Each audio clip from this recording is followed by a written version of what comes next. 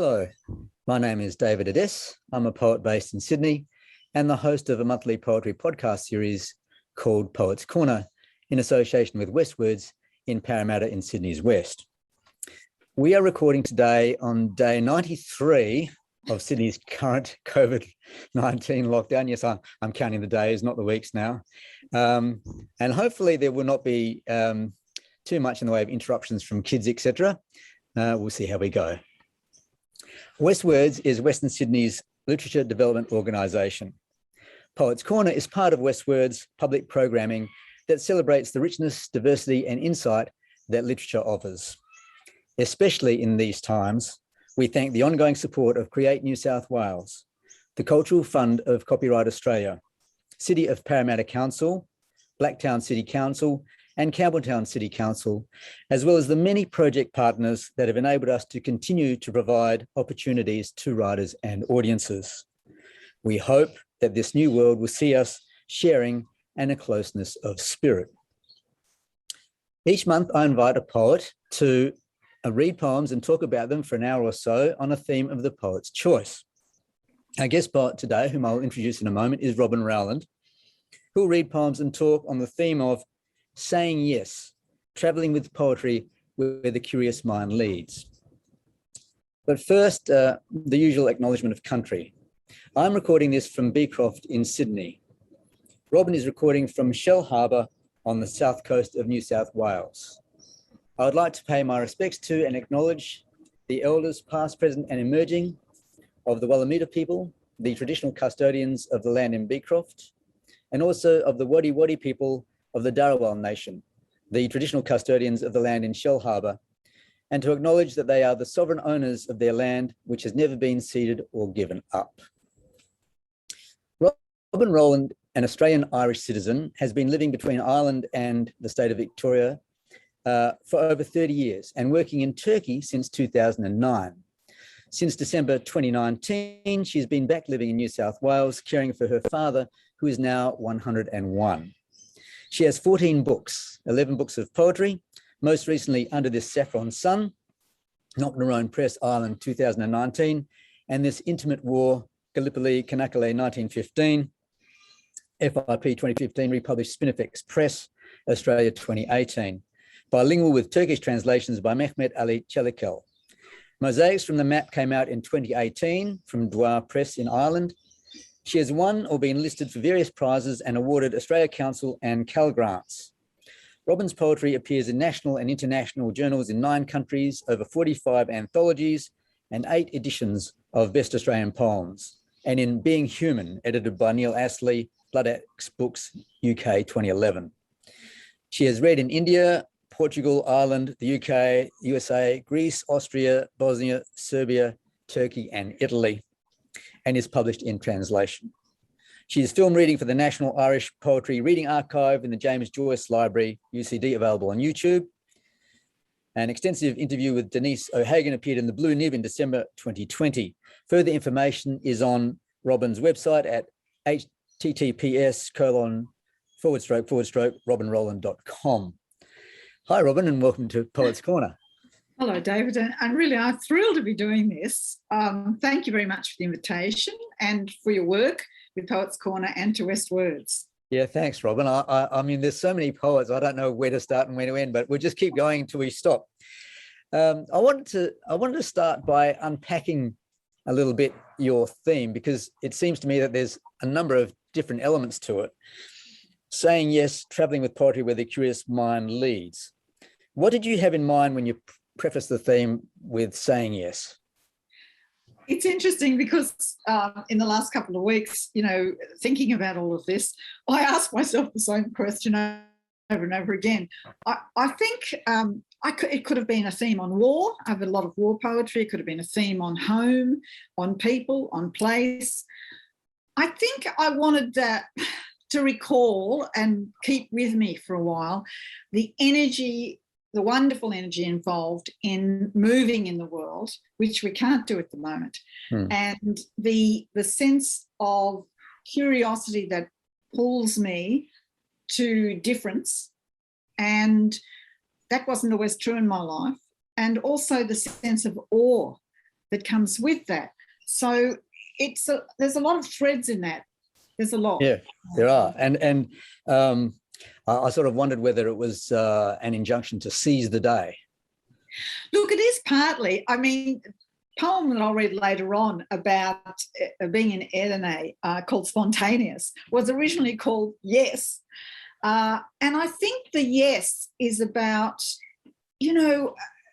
grabbing life when you can and not being afraid. So I think there was a lot of fear in me when I was younger about travelling and moving in the world. And I sort of started all of that.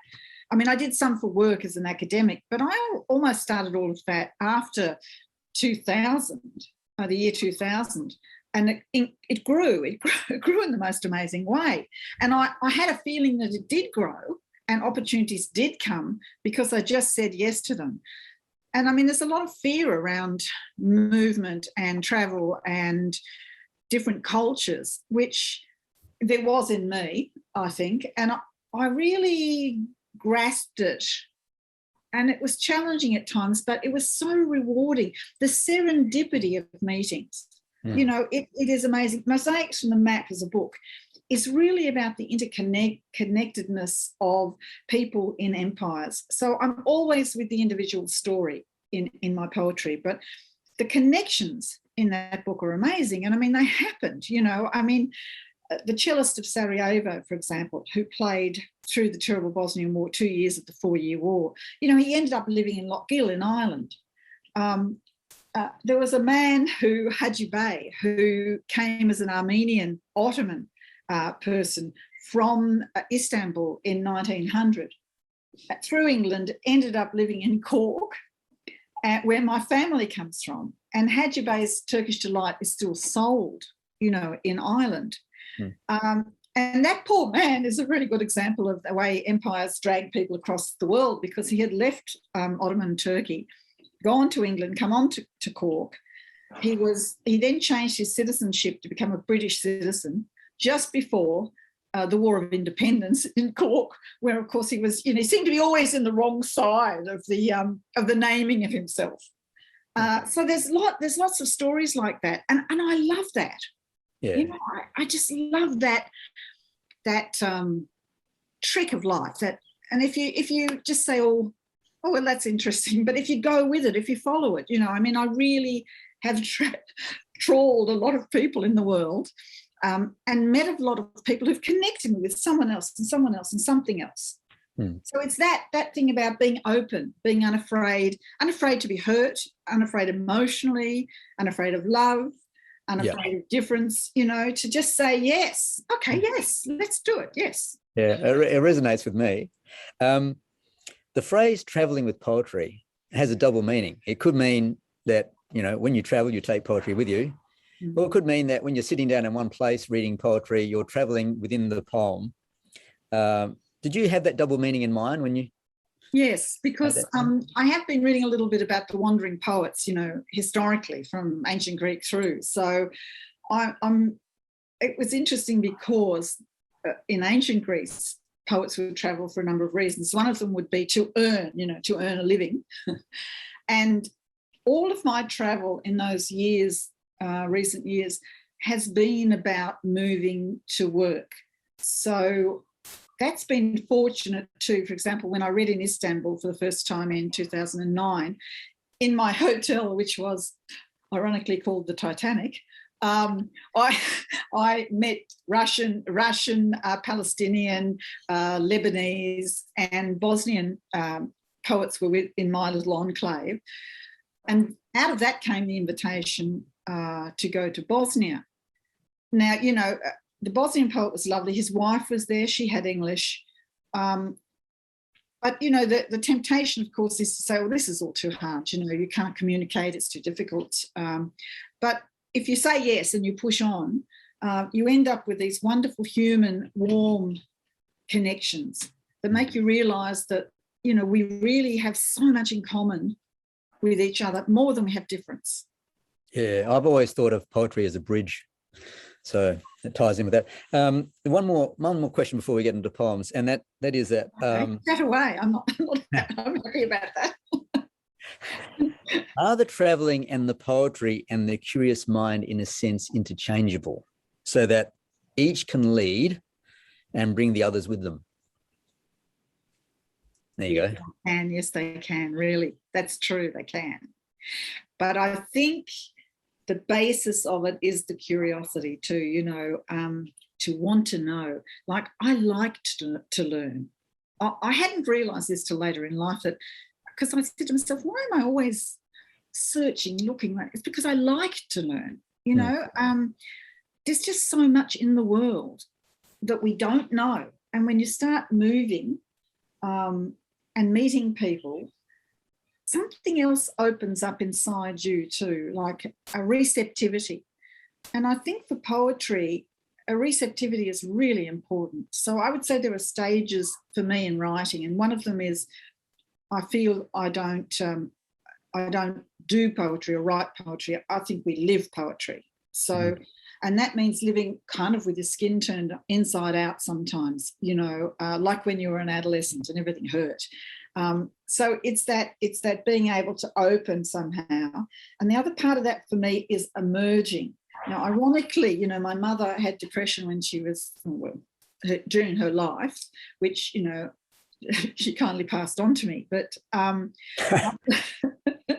I feel that one of the things, the problems in our relationship certainly was there were no delineations of boundaries in a clear way. So there was a merging too much. Now, the irony of that is that it allows you as an adult, once you realise that, to actually merge with landscape, to merge with history, you know, to choose where you're going to open yourself into.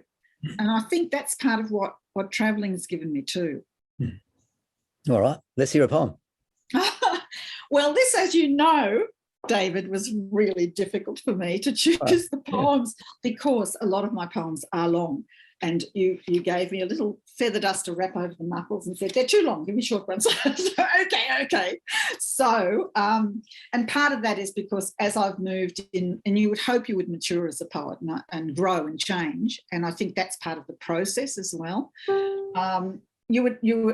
I think what's happened for me is, you know, I've gone into more documentary, narrative, lyric poetry. So that's why they have become longer.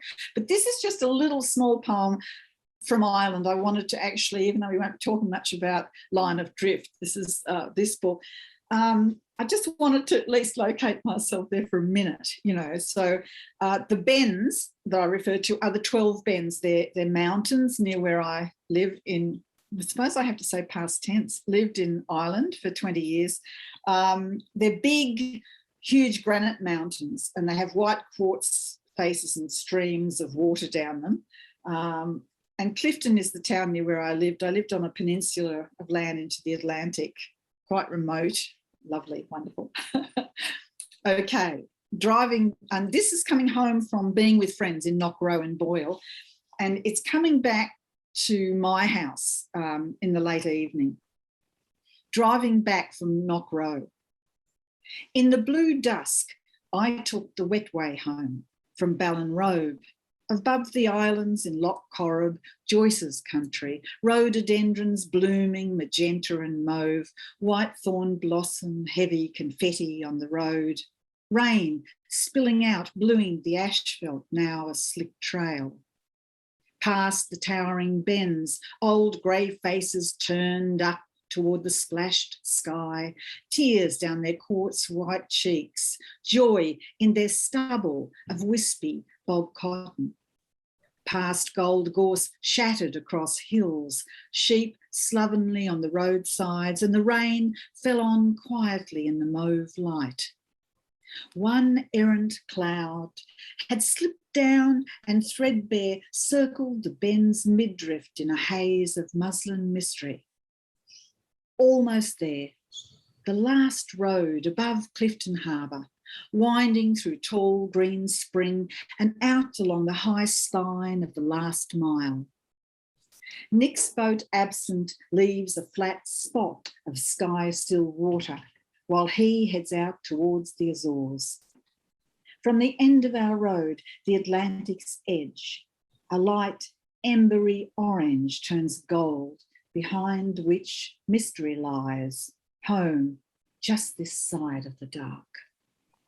Yeah, you took the words out of my mouth, Rob. I was going to say it's a great place to start back in Ireland. Did you write this poem when you were in Ireland or when you were thinking of Ireland? In Ireland, yeah. Since I've been back now, beginning in 2019 to look after Dad, and you know, who would have known? I was fortunate to get back when I did. I haven't written really anything about, I've written 2 poems based on notes already about Ireland, but it's my eldest son, Ennis, said to me one day, you know, I think you've written up as much as you can of that land. And I thought that was really interesting because in Mosaics from the Map, which came out 2019, that book had all my family poems in it. Finally, you know, after 35 years, the poems had finished. I finally got those down about the family and their lives and their leaving from Cork. But at the end of the last poem in that, called Postscript, the last line is that word home. It draws itself out like a skewer. Yeah, well, the reason I ask you that is because there's a kind of, and I do this sometimes with my poetry, the kind of trying to involve some kind of remembering, so that you take this with you when you're no longer home or you're no longer in that place. You fix that moment of that place in words in a poem, so that you've got it there to remind you of it. Is that a little bit about what this poem was about? Yes, I think it is. I mean, a lot of that, Line of Drift, that poem, Shadows at the Gate, they were all really fixed in Ireland. And I do think I wrote all of those poems to capture it. But there is one poem that says, you know, you can't bring them back. So I can't bring the people back, and I can't bring the place home. So, you know, in a way, the grief is always there. I think for me, it's a genetic thing. It took me 20 years to realise that. I think there's a genetic loss, grief built into it for a lot of people who've left countries or their generations have left countries. You know, the issue of where you belong, where home is, it's really complex for me. But you're right. I mean, it's like almost a series of a photograph album with the photos in it in some ways. And you kind of bring home with you wherever you are, except that the home you bring with you isn't the home that you've left, because it changes. But well, it does. And I just gave a paper in a Turkish conference, and the theme of the conference was home. And oh boy, that took me, you know, 6 weeks to get my head around looking at, they wanted me to look at my poetry and, you know, and talk about home. And I mean, it was so complicated and challenging. And I had called that, Am I There Yet? Dealing with the issues of home. And at the end of it, my translator in the question time said, so it's really clear, isn't it, Robyn, from that, the answer to your question is no. and I mean, I think it is. And you're right, you know, I'm back in the house I grew up in. You know, the house we grew up in, we called home. I mean, it's not always the happiest of places, you know, a lot of the memories are not good. And, no.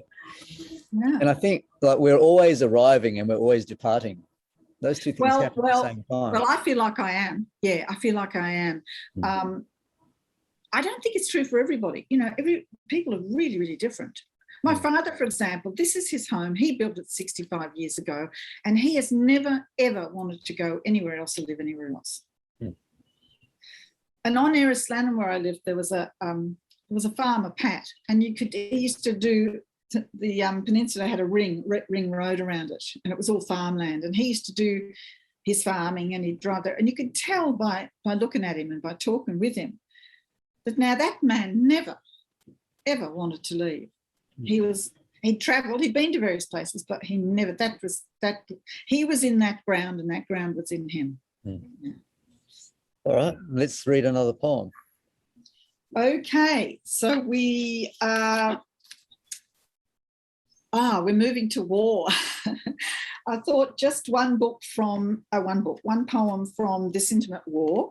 And this is two covers to this book. This is the new one Spinifex brought out. This is the original one that was brought out in Turkey and Five Islands Press. Now, the painter who did those covers, Korkut Ulu, is a Turkish painter. And, you know, I have a story I don't have time to tell, but he is another one of those people and experiences that curious mind leads you to, you know, and you follow the clues. So when I first went to Turkey, that was 2009, I was with my son, but there's a whole lot around the Turkish experience. And one of the things where he comes into it was I in the first trip I took Tully to Gallipoli, and I wanted a Turkish guide. So we saw all of Gallipoli then. The next time I went back to Gallipoli was to read for the bicentennial VIP celebrations there. So that was quite a bit of time between those two experiences. And one of the things that happened in Çanakkale, which is the town opposite where Gallipoli is, it's a city really, they have a fantastic naval museum. And the first time I went in there, I'll never forget it, walking around and looking at, this is an enemy submarine, the enemy did this, the enemy did that, and saying to myself, my God, that's the first time I experienced myself as the enemy. So that was, you know, a shock. And then a lot of really interesting experiences came out of that. I had never intended to write a book on Gallipoli ever, but the curious mind and meeting people led me into this, which was a really painful book to write and involved a lot of research, a lot of conversations with people Turkish people. So the idea of the book and this poem I'm going to read is that it's bilingual. So the Turkish and English stand side by side on the page, as the soldiers did in war. It covers experience of the trenches, of course, the history, because the Battle of Çanakkale happened before Gallipoli, where the Turks defeated the British Navy, and of course, you know, the Brits would never forgive that.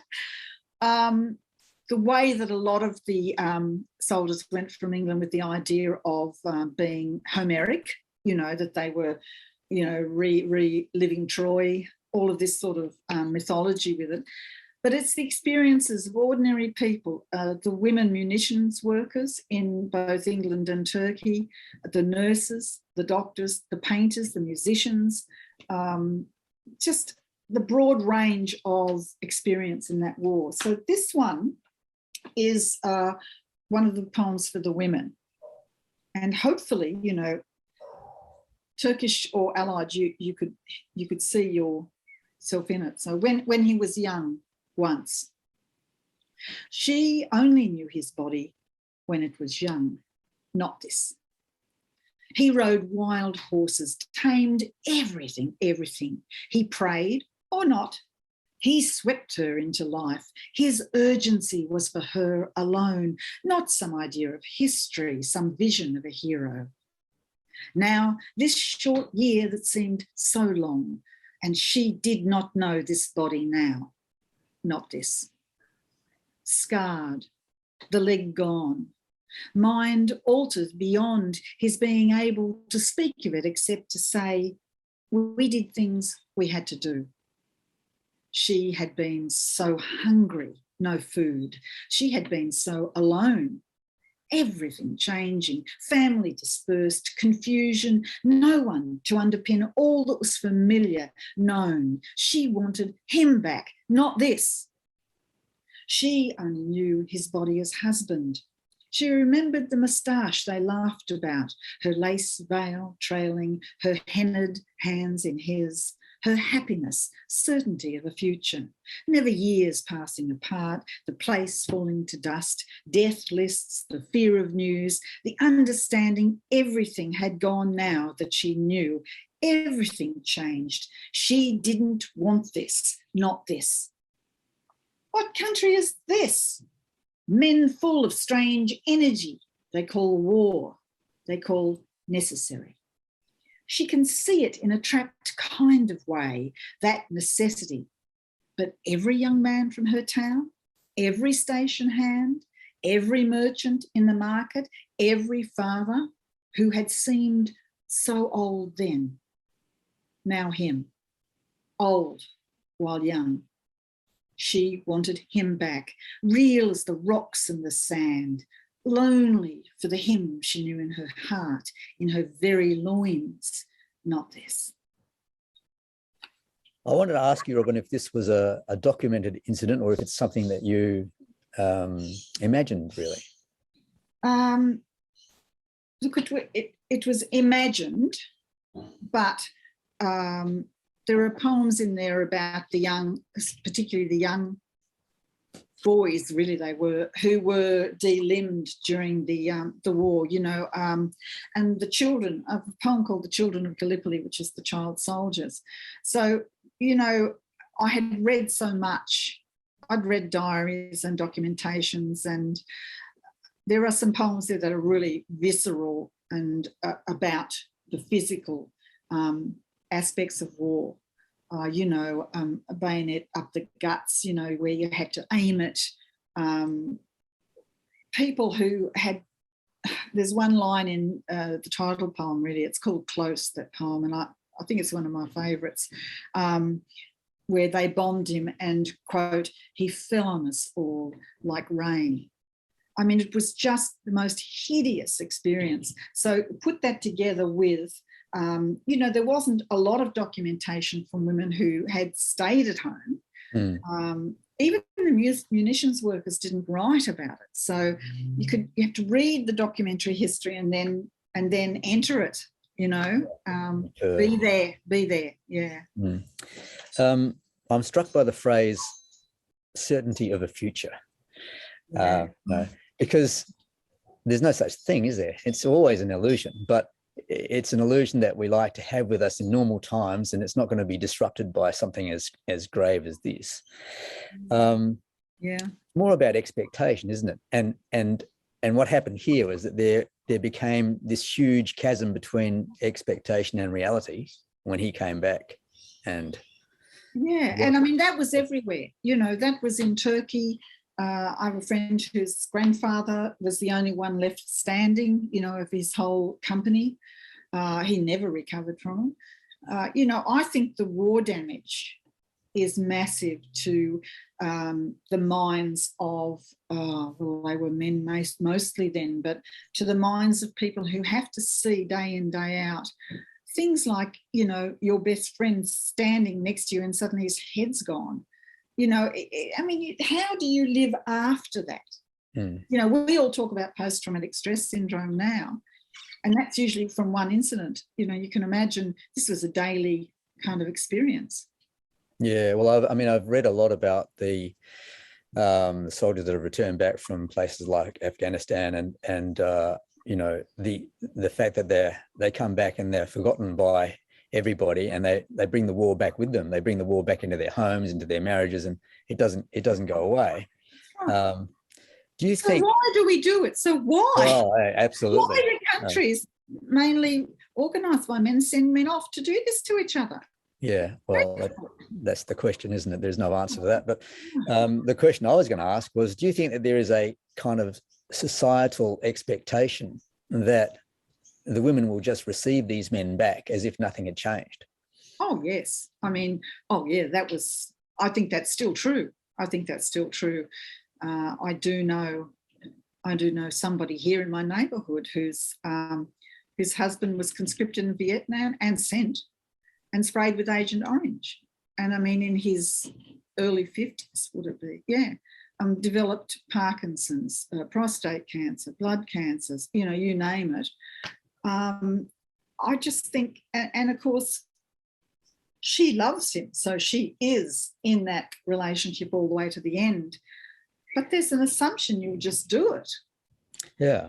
And I mean, this poem kind of turns that assumption on its head a little bit, which would have been unconventional at the time. Yes, yes. Well, I mean, women must have. You know, seriously, you love someone, but, you know, for them to come back to you half there, you know, maybe they'd only been married a short time. Even, it's not the person you loved, is it? I mean, not physically, not emotionally, it's not the same person. And then there's resentment and there's guilt and there's everything else that goes with, you know, whether you accept the situation or you reject the situation. Either way, the emotional toll is huge.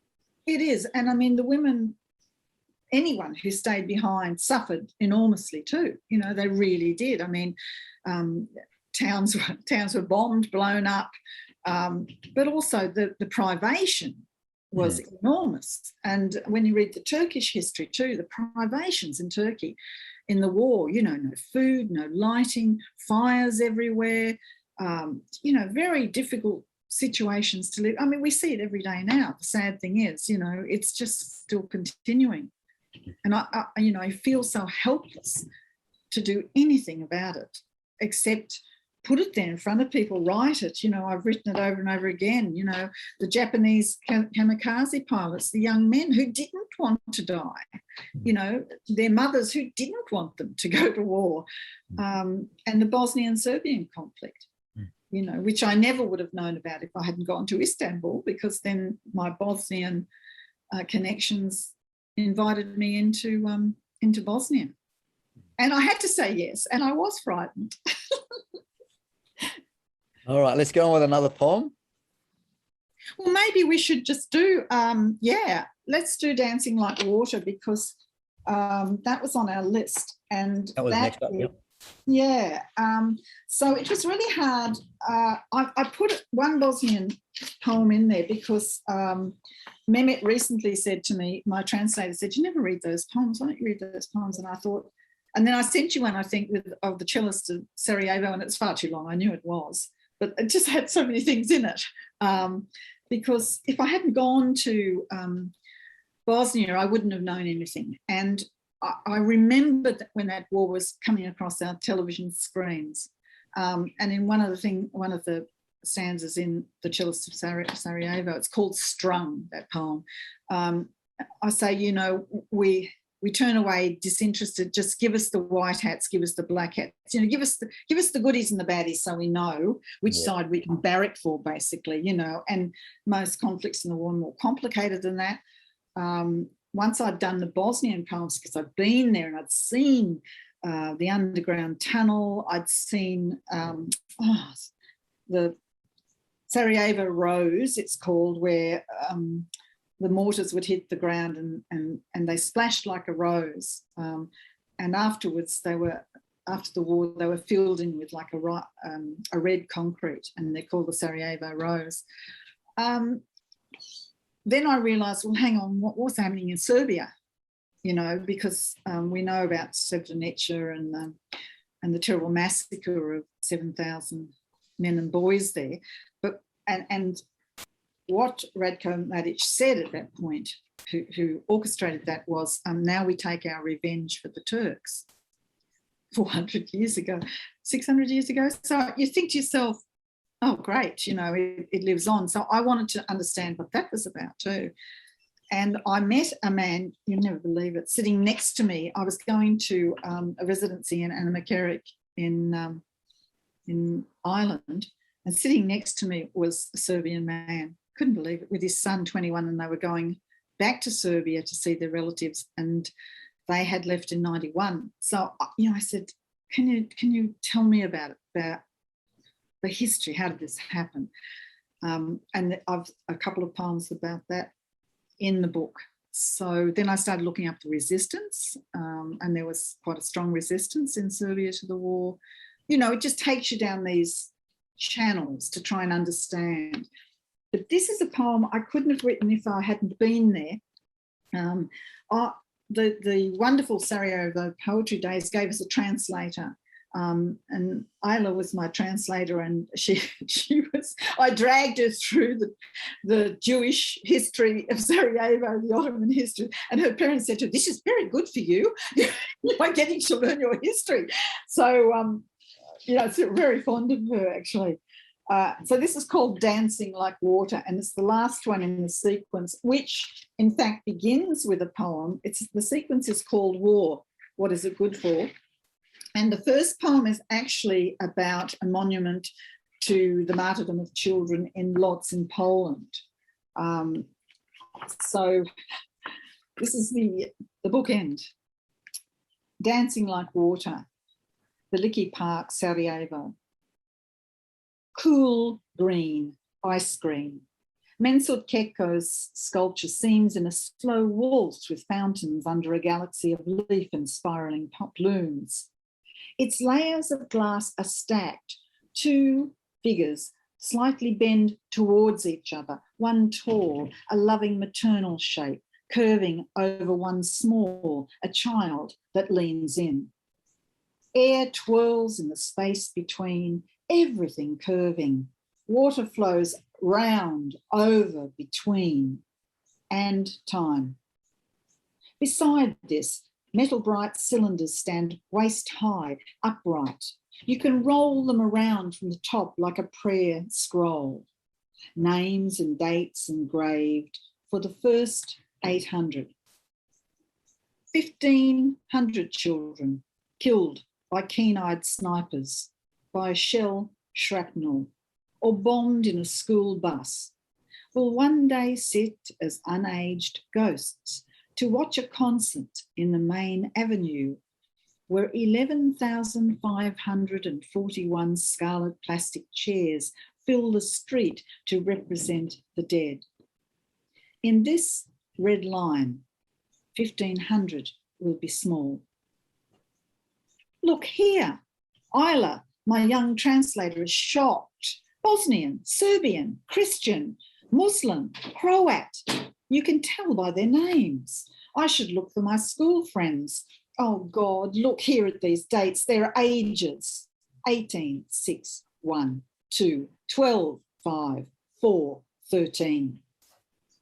Around the fountain base, an anklet of melted mortar casings carries the footprints of friends, brothers, sisters, feet that are still galloping after soccer balls, spinning to play dizzy, or just running, not running for their lives. And listen, Nirvana Selčković was 12. Her mother says she was a beautiful dancer, like the water. It makes me want to see the monument, actually. It's beautifully represented in the poem. Thank you. It is stunning, beautiful, absolutely beautiful. Mm. Do you know, it's that experience of being there, you know, because your senses are all alive to everything, colour, smell. And I remember the horse chestnuts were blooming, and I have a poem about Bosnia after the war, Sarajevo after the war, describing all the beautiful flowers and the smell, and the fact that the trees were still there, because at one point the army protected a cluster of trees in the national park because everything was being burnt, pianos, stools, furniture, everything was being burnt to try and stay warm in that 4 years, but they kept those trees. Mm. Yeah. So monuments are really important things in lots of ways, but I'm thinking of this as, well, we all know, don't we? We all know that war is indiscriminate, that children get killed, but we live with that knowledge in a kind of denial of it. And what the monument does is it arrests our attention back from that denial to say, look, here is something you need to know. And this is what your poem is doing too, isn't it? Yes, I hope so. One of the poems, I can't remember which one it is now, but in one of the poems, I have some specific stories, you know, about specific people who lived and suffered in the war. And the thing about those is, I think as soon as you name a person and the age of the child and how many children there were, you know, this was 7 little kids playing outside the house, and they were all just sent into dust. And I think if you name them, again, it pegs you into history. You know, it says, look here. This was a child called Ivan. This was a child called Nelcha. You know, so and behind the name there is a life, and there is, you know, is a connection with all the family members and a wider connection in the community. And that's right. Behind that is a story and a history, all of which, you know, you can overlook if you're just not paying attention. Yeah. So I think, you know, you can. I wrote the kamikaze poems a long time ago from reading the manuals that were given to kamikaze pilots. So, you know, I wasn't there and I didn't see it, but my God, when I read it, you know, you could really feel it. And with Gallipoli, I'd been to all the places that are in those poems, and I'd talked to a lot of people. But I think when you're actually in the place, you know, there's something else about it. You feel it, the place impresses itself upon you. It's distressing, all right?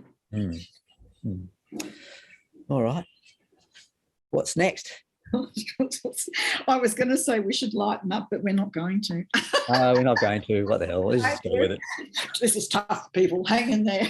We'll get to some later. We'll get to the loved ones later. So that's something at least. You'll probably have to cut me. This poem is in Mosaics on the Mat. Look at that gorgeous cover. I have so many nice friends who are painters. And I'm just reading one from this book. This is in a sequence called Sky Gladiatorials.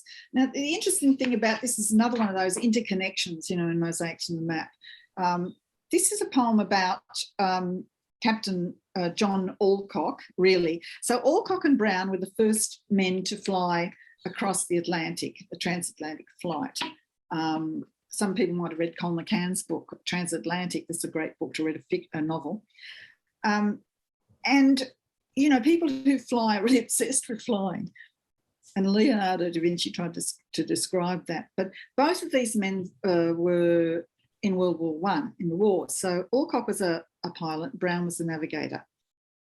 So this is only just one. I mean, it's a tragic story because they were both shot down, Brown in Switzerland, or he was shot down twice.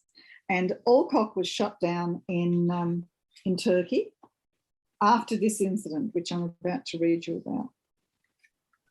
I was at the time reading a book by İrfan Orga about his experience as a child living through World War I. He lived in Istanbul. And boy, that is just a great book to read. I think I put it down there somewhere, David, the name of it. That book, it's called Portrait of a Turkish Family. It's a brilliant book. The other side of things. And that sort of says what I'm trying to do, I think. Air is crisp in the cockpit and seeded with summer when he flies toward that once powerful city. Constantinople, desired, mysterious. Mimar Sinan's mosques of exquisite geometry defining its shapes.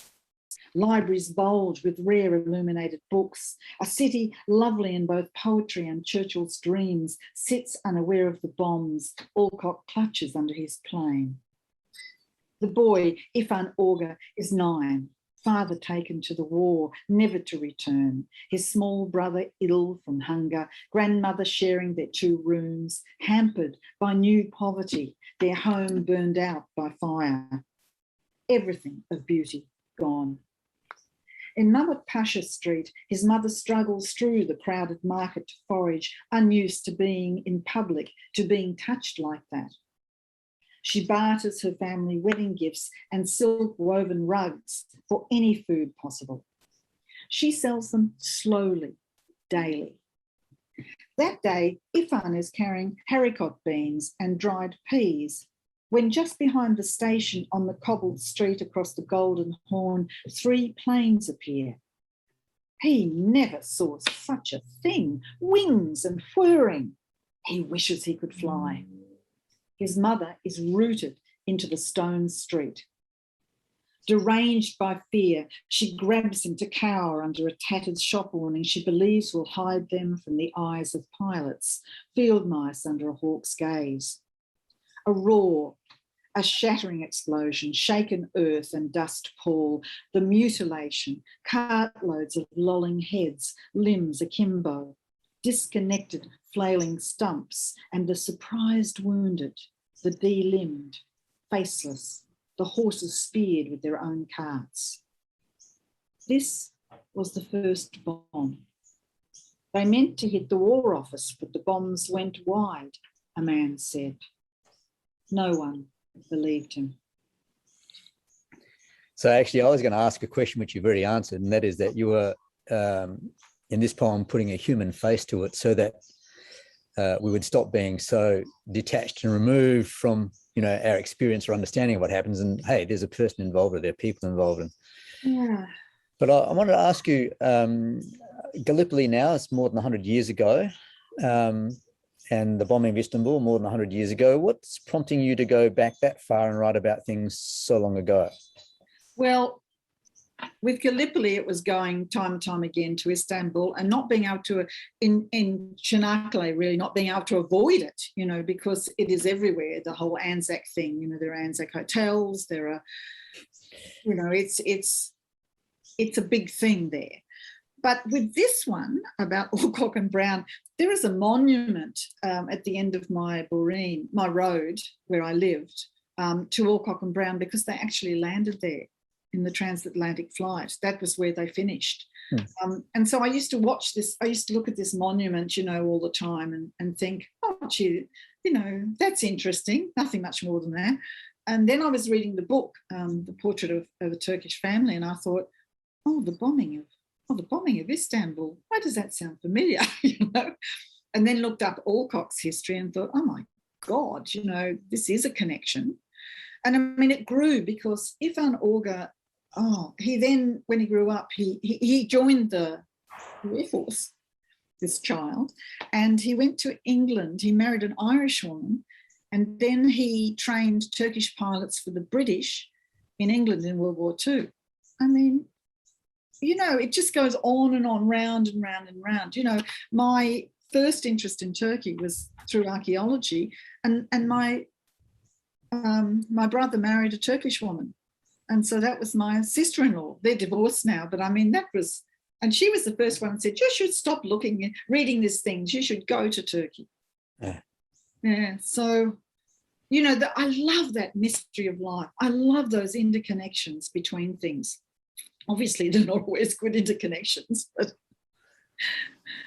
yeah. I mean, I suppose there's also that we know now in terms of DNA that people who suffered 20, 30, 40, 50, 60 years ago hand things down through their DNA to their descendants. Yeah, they do. So in a way, it sort of lives on in people, so that there is that,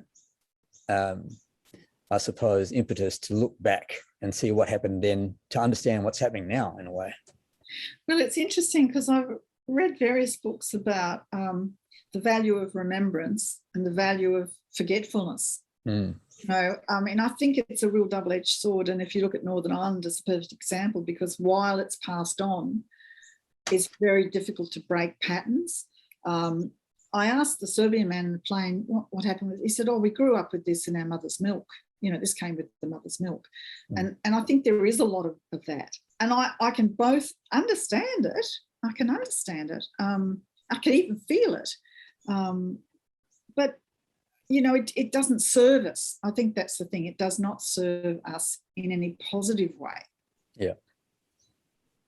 Perpetuates the problems. In a lot of ways it does, yeah. All right, moving on. What did we have next? Oh, At anchor, Safran. Safran. You still think we have time to read? Just read. Let's read. Okay. Oh, well, I'm enjoying it anyway. So in Turkey, when talking about home, my home in Turkey is actually, I was going to be living there in 2021 in Çanakkale from April, in 2000, what year was it? 20, you know, the COVID year, the beginning of COVID. And of course, that's all gone out the window. But near there is an island called Bozcaada Island, which has an amazing history in itself. It is now Turkish. And it's a lovely island because it's only Turkish. So mostly foreign tourists don't go there. And these are friends I made there the first time I ever went, really, in a small hotel, family hotel, 8 rooms, called Alesta Hotel. And Alesta means waiting. And it sits, I've been many, many times now, and I was saying the definition of home for me really is a place to which you can invite your friends in a way. And this is one of those places. So many friends have come, mainly Turkish friends, one Australian friend. And it looks out over a harbour, fishing harbour, beautiful, you know, with a Venetian castle. So it's a magical place. And this is a poem. This is just a resting poem. My friend was practicing Ramazan, which is very difficult. You know, there's no food from dawn till dusk, and there's no water, which I think is really difficult. So at anchor, Salhane, for Meral. Salhane, old slaughterhouse on the island, its animal souls scarified by vandals, has been cleansed, retiled. Dancers disco long into the night, music thumping the village. By day, silence. Daylight becomes us at this end of the harbour path. We sit with Turkish coffee, only for me. You are practicing oruç, fasting for Ramazan, dry as a bean in this heat. Yet each day you prepare my breakfast in a Leicester hotel, a feast of cheeses, tomatoes, green peppers, white mulberries, jams thick with apple and carrot, poppy, green fig. Adelet cracks walnuts sitting on your sun-warmed step, but no food or fluid will pass your lips until night falls.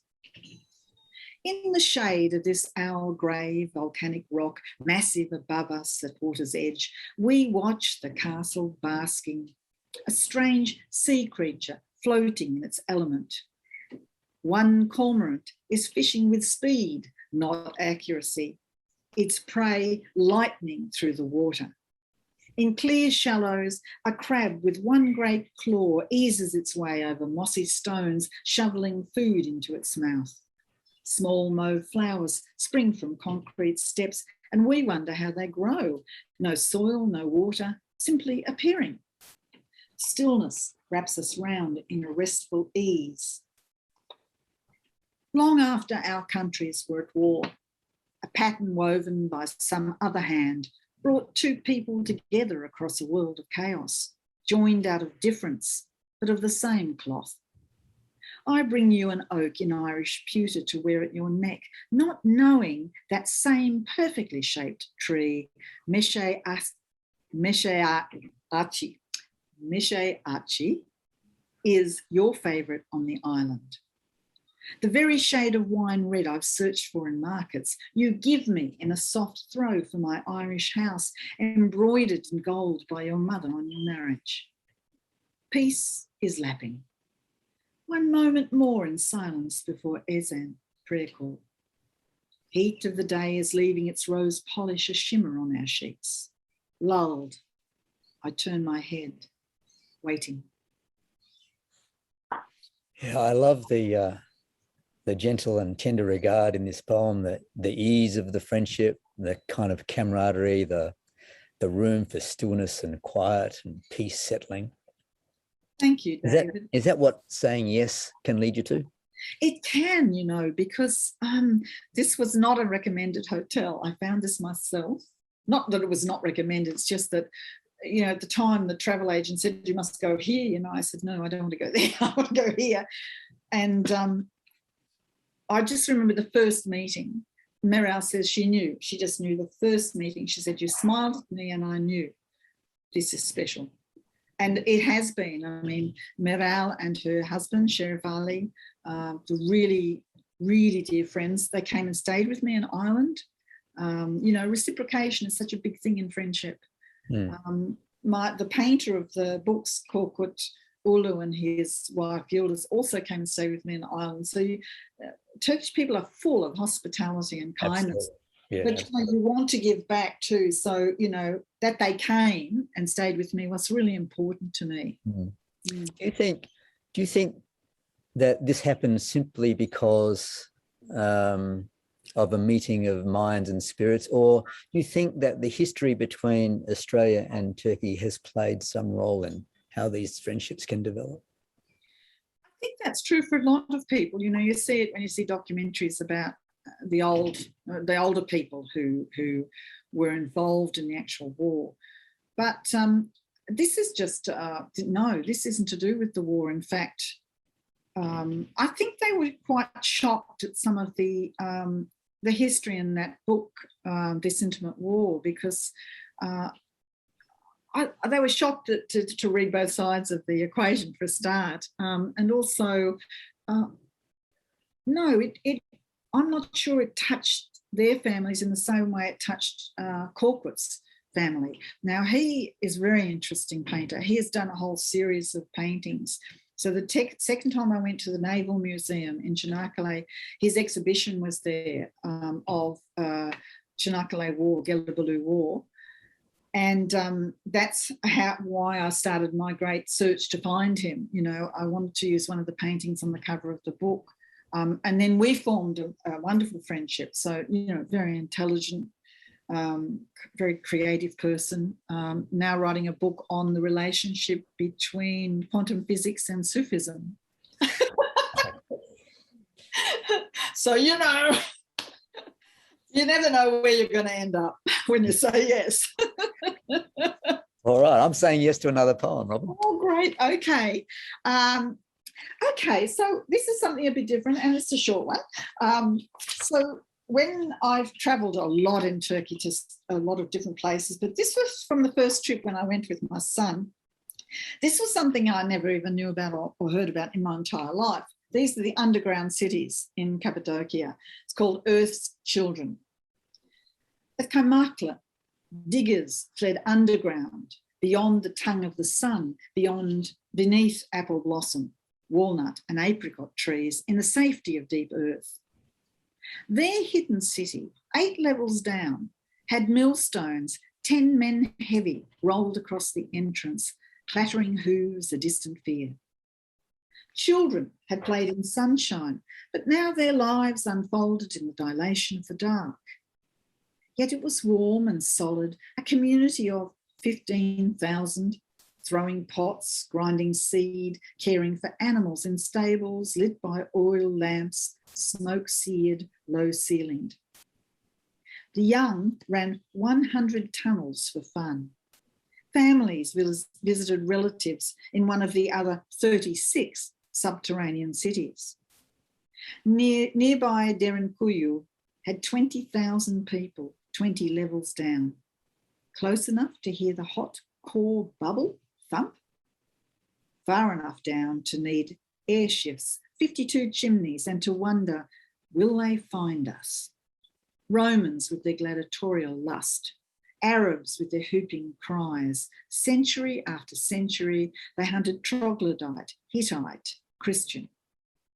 Maybe the children grew smaller, skeletal, lost their memory of sunshine, became rickety and pallid, animals snuffling in the base floors, thinning to bone, while stoop-backed parents shared communal kitchens to limit smoke, continued to squeeze grapes for wine, melt copper for cutlery, weapons, jewellery, bowls, baptismal fonts for Orthodox concealed churches, worshipping the complicated God of revenge and compassion, keeping faith.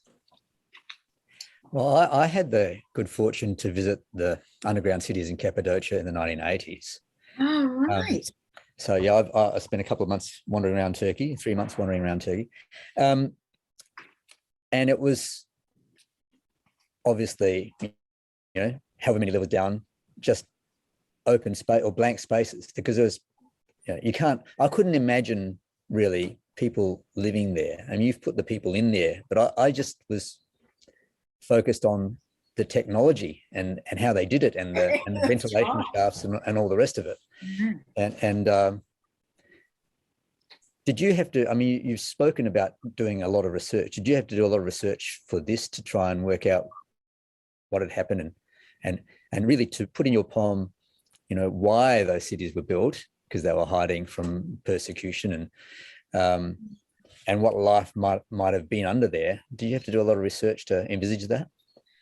I did a bit of research on that, all right, to find out, you know, like who were they hiding from and that sort of thing. But I just think when you're in there, it speaks to you, you know. I mean, you can see where they've cooked. You can see, unbelievable. You can still see the smoke on the walls, you know, where the ovens were. You can see the stables where the animals were kept.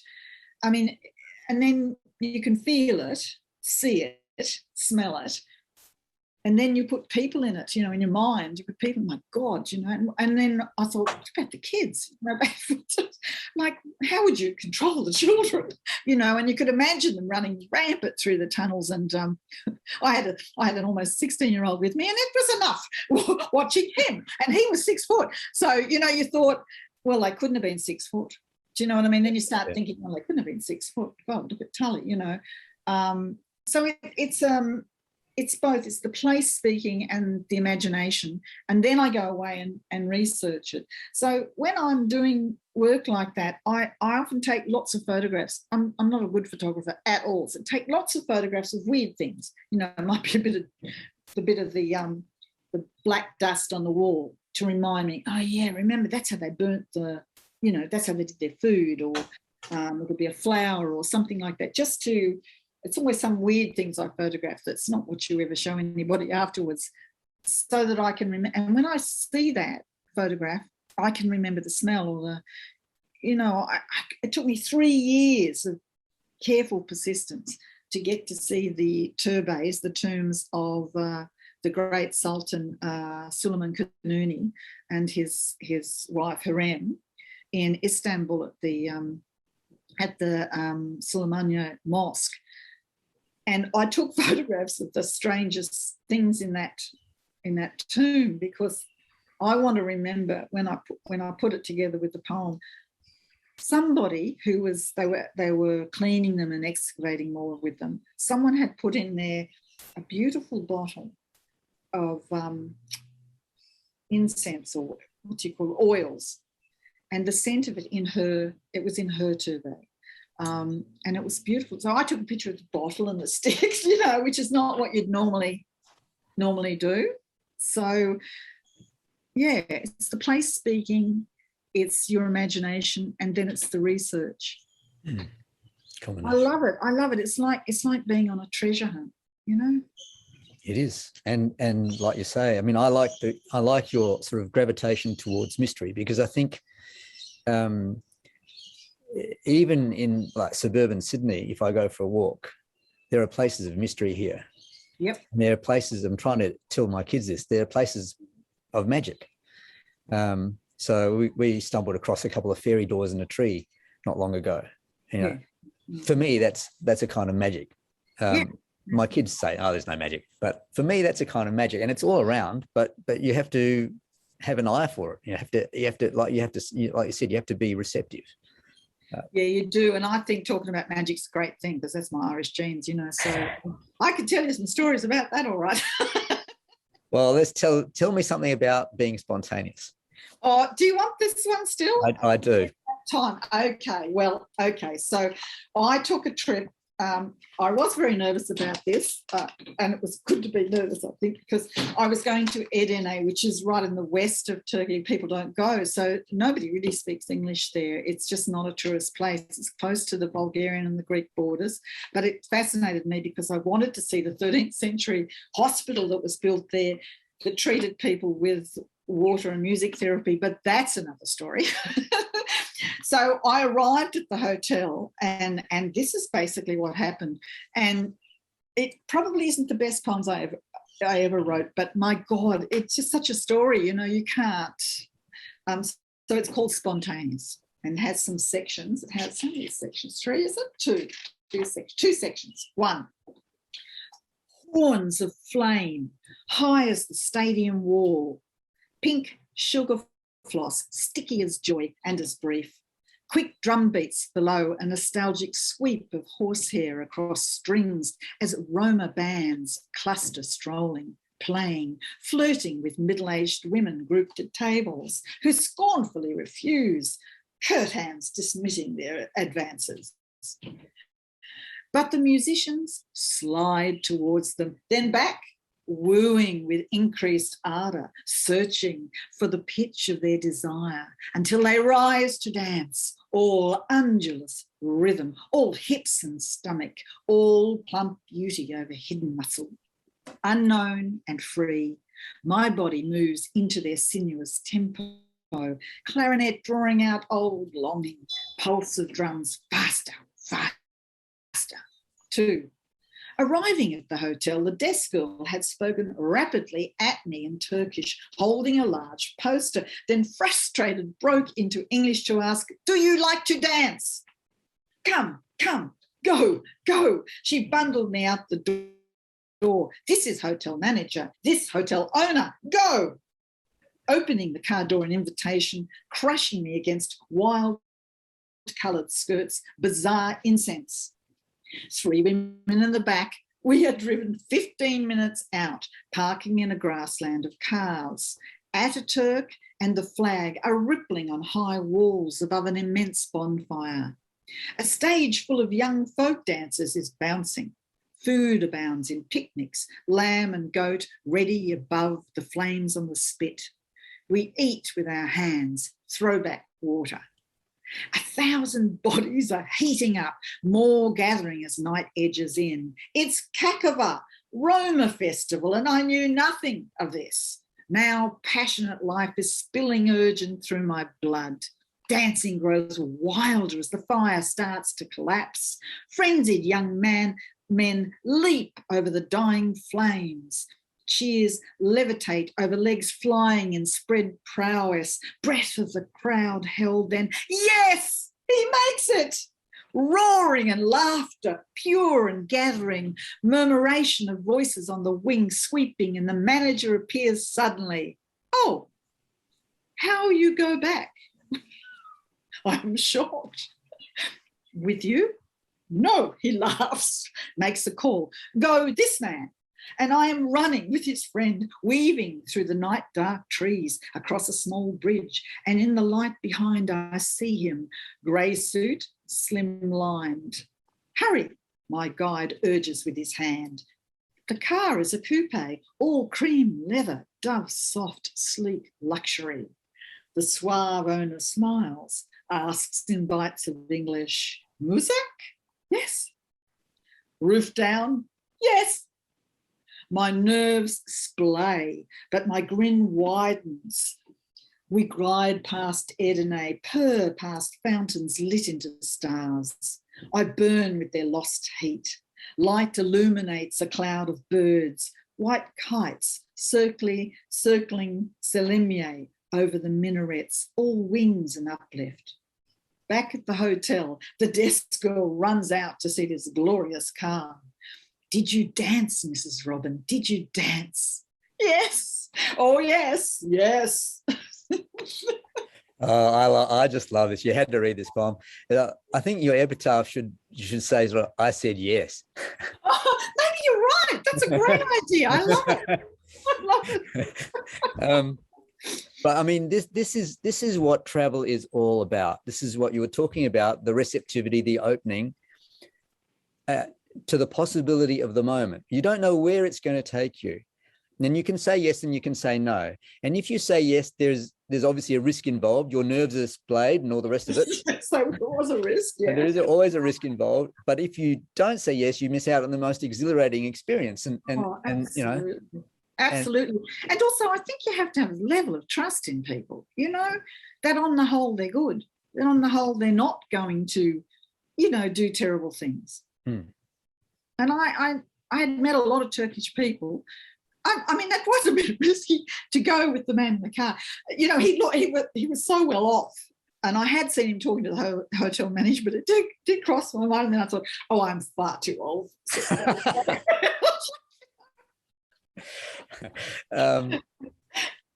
But that is the curious thing is, this never happens at home.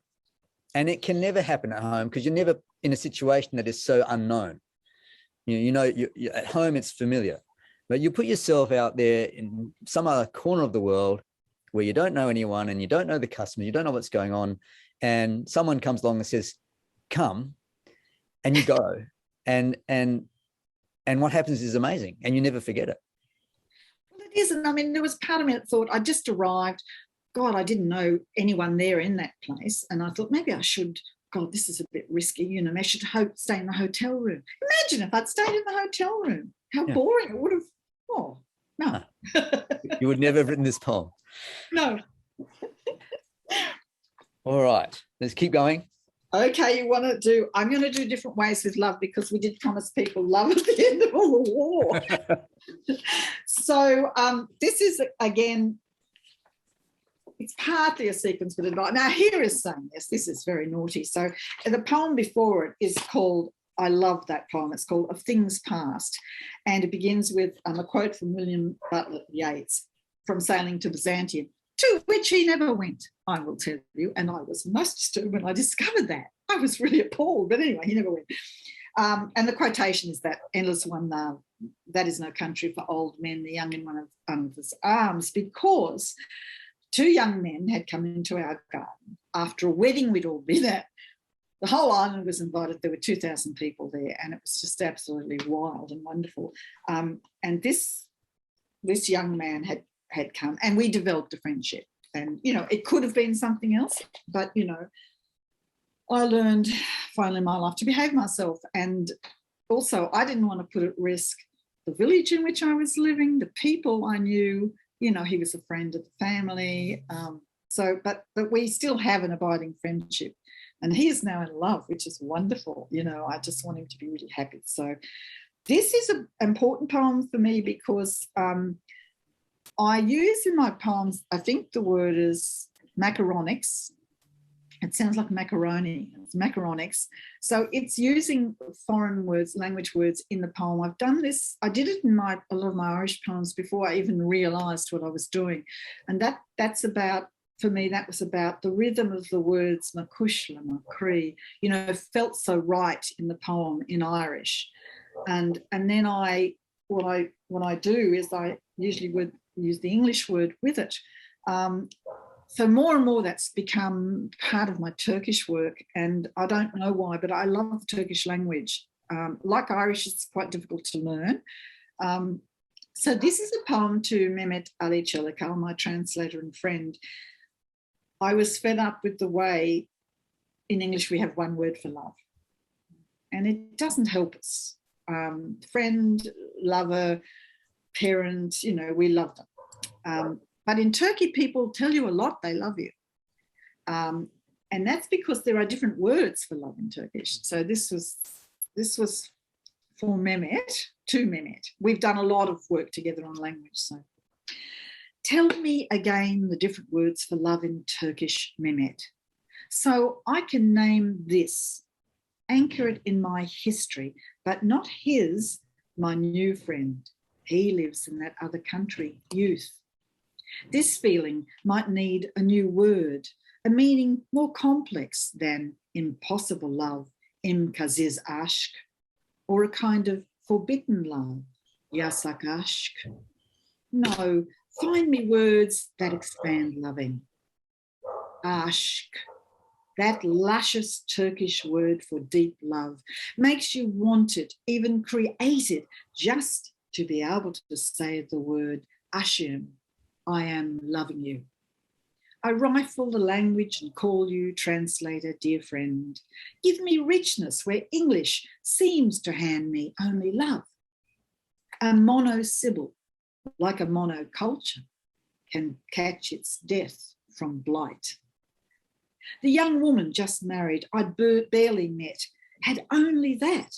Walking Çanakkale harbour in the wind after they gave me a lift, I bought them coffee and ice cream, and we wrangled English with Google Translate, chuckling, her headscarf firmly fixed.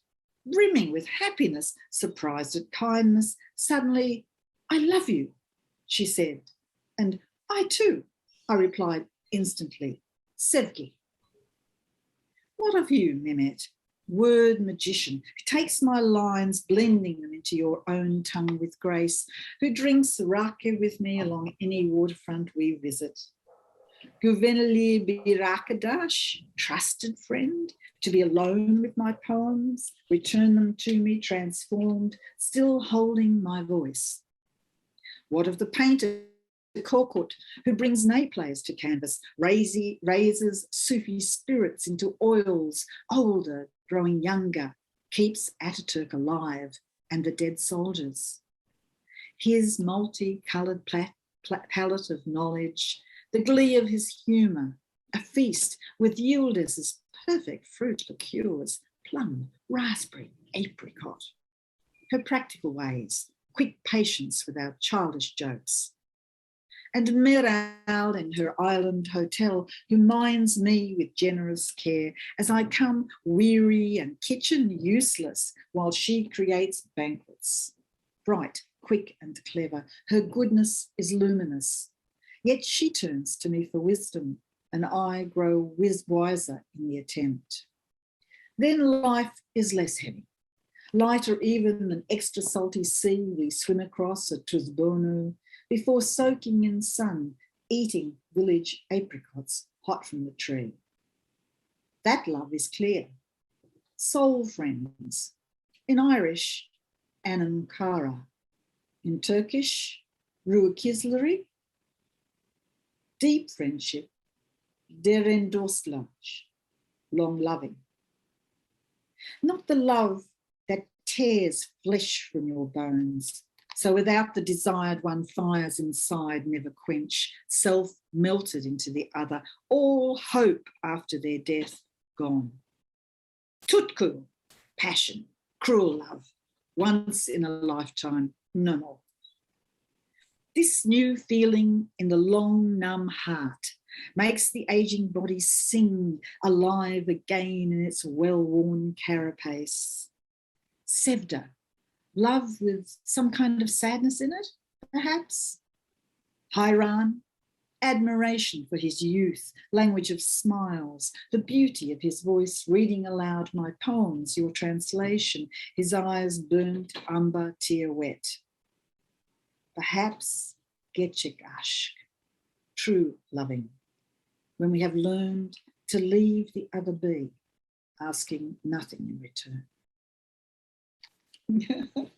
Just aşk, what a lovely word, huh? Aşk, beautiful. How is it that English, which has probably more words in it than any other language, and that has borrowed words from every language under the sun, is so impoverished in naming love? Isn't it amazing? It really struck me because, you know, I really loved this person and you know, I still do. But how do you use the word for it? That's not it. It limits you so much in English. There's no, you know, it becomes predatory or usury or, you know, it just doesn't work. But you know, to have, you know, gerçek aşk, you know, to have a kind of a multitude of ways of saying you can love someone. It says something about the culture, doesn't it? It really does. It does. I was going to ask you, why do you think that, you know, Turkish is so rich with these words? I don't know, but that's very interesting because if you read through all, coming up through Persian history, Persian poetry and Turkish poetry, and, you know, most of the poems were about love, and they were often about the love of the spirit. You know, it was,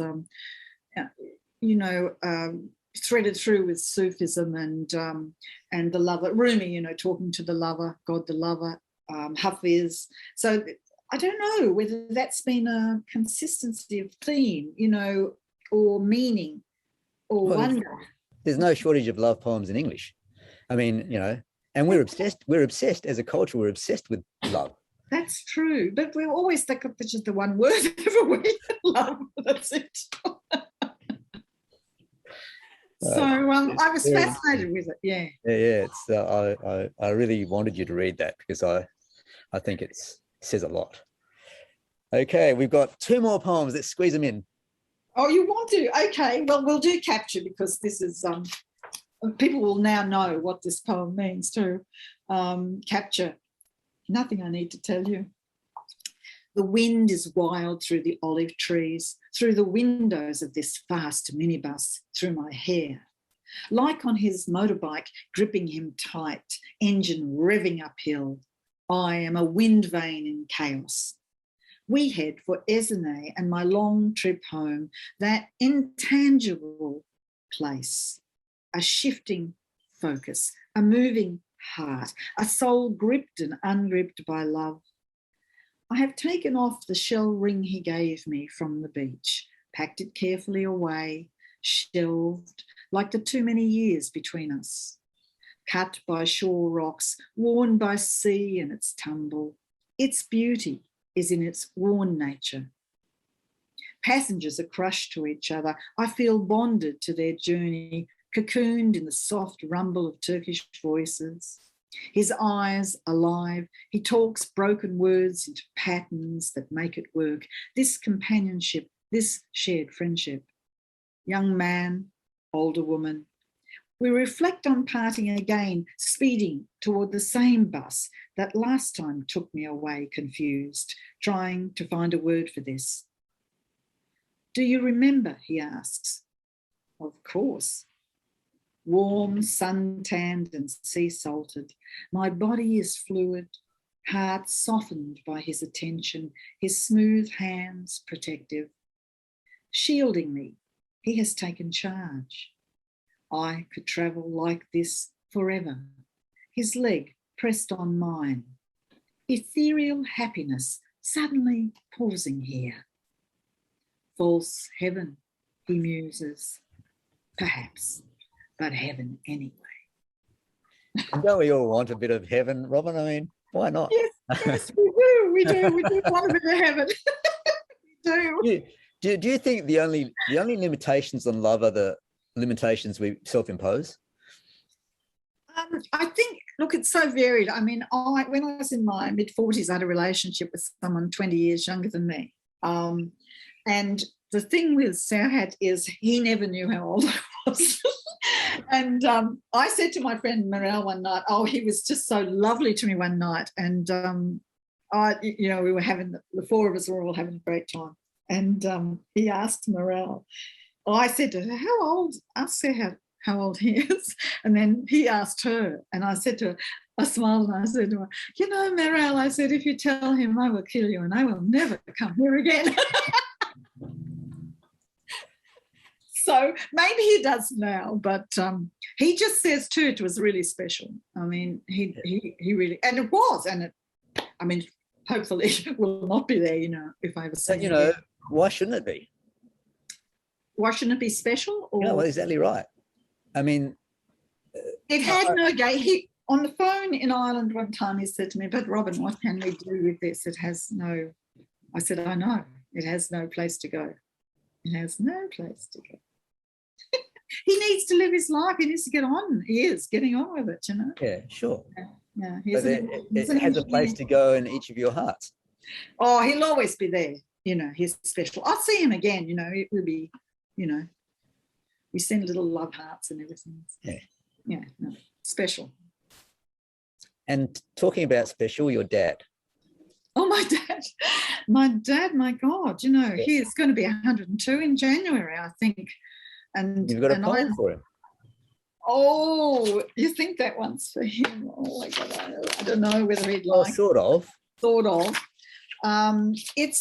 It's funny because it's one of a pair. The other one is called Unblinkered, but this one is a new one. It was published in the Burrow by Philip Hall. He loved them both, and I said, well, they're kind of bookends, but this one, yeah, I know. I've actually written quite a lot about living back in the house you grew up in and living with an old man, because he doesn't think he's old, and he didn't become old till he was 100. We used to Skype every day wherever I was. He often said to me, sometimes I think you live on a Turkish bus. But because I said, I can't talk now, I'm on a bus. But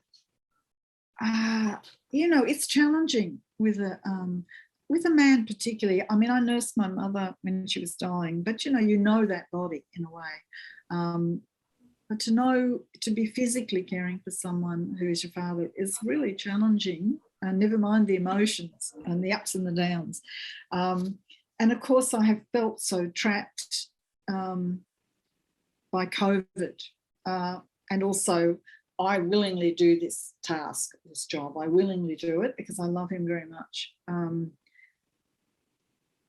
But there is an entrapment in the whole thing, I'm double trapped. But I suppose I'm just following on the theme of the last few poems, that this is a kind of love poem too. Look, it is. I mean, it's lovely you say that, actually. Lovely you say that. Yeah. Yeah. And there are a few of these. So. Unwelcome fixity. Once a week, my respite in this old family beach house my uncle built, and him buried last May with his 10 watches.